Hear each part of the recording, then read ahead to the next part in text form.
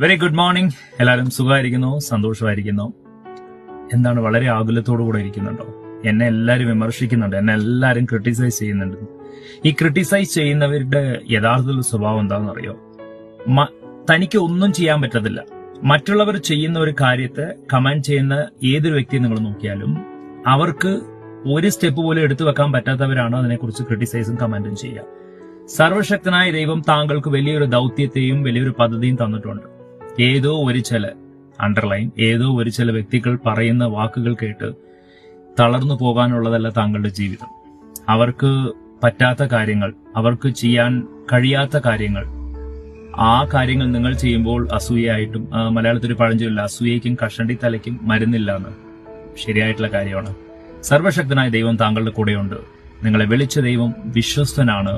അന്ത്യം വരെയും വഴി നടത്താൻ വിശ്വസ്തനായിരിക്കുന്നു. God bless you.